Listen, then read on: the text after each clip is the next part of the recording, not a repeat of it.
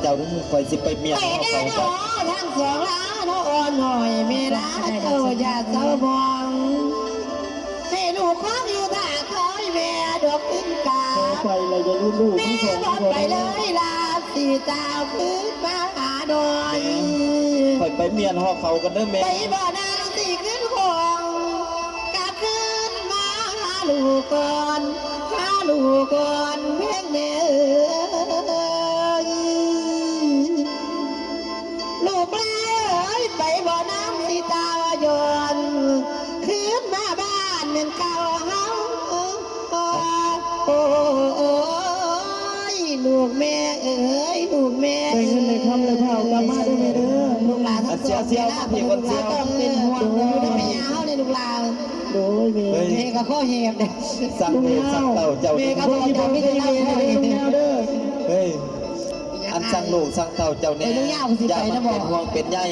เซียวสั่งลูกเข้าในเซียวหามจับไปลินกลางบ้านเดี๋ยวรถหลายคือคูเมอร์นี่เห็นบ่มาแต่เวียงบางยาเนี่ยก็รถตั้มกันมึงพวกซูนี่ให้รักษาดีๆเด้ออยู่น้ำพอน้ำเมนั่นล่ะแม่โดยพ่อลุง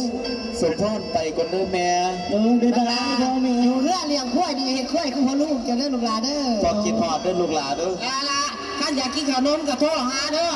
พอลุงสิซื้อให้ดอกขนม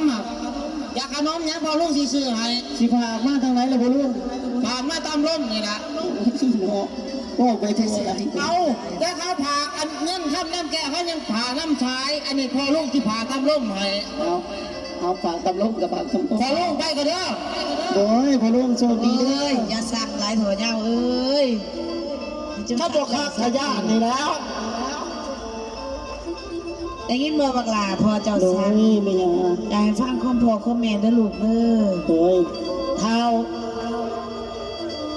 ปลากับว่าเท่าในหนึ่งก็สิได้หนึ่งคนเด้อจะกลับไปหาเด็กเขาหนึ่งนะอยากกินเขาก็เป็นอย่างดอกอันแม่ไปหนึ่งเขาก็ได้ลูกเด้อ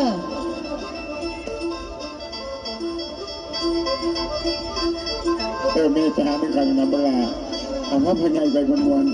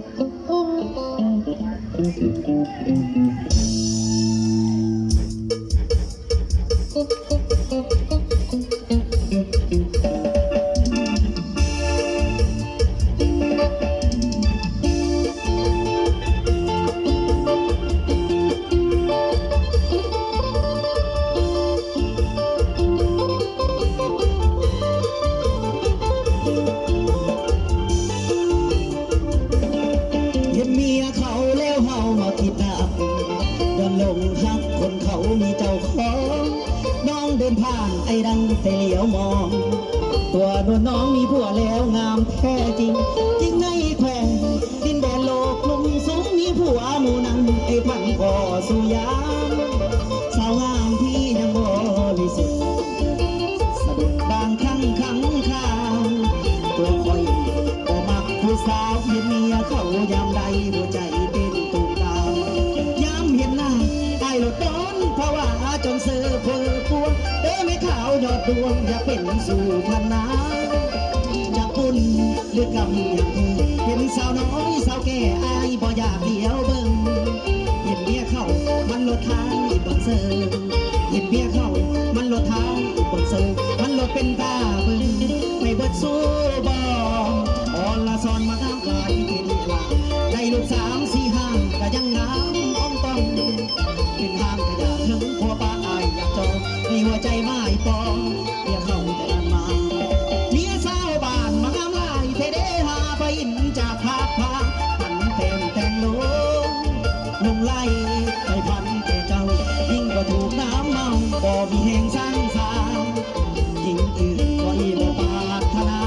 สาวน้อยบ่หัวสายบ่อยากเลี้ยวเบิ่งมาลงจองมองน้ำแต่เมียเพิ่นเมียคนหนึ่งคันเม่นเกินกินได้สิกินแล้วตั้งแต่นั้นบ่คิดอย่างทุกสิ่งอันใดขอ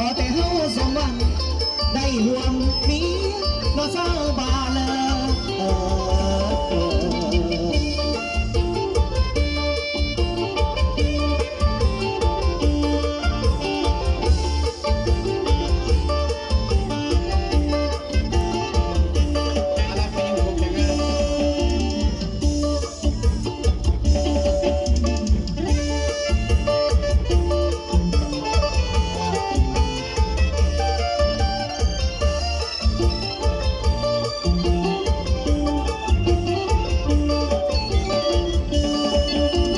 เสียเวลามามา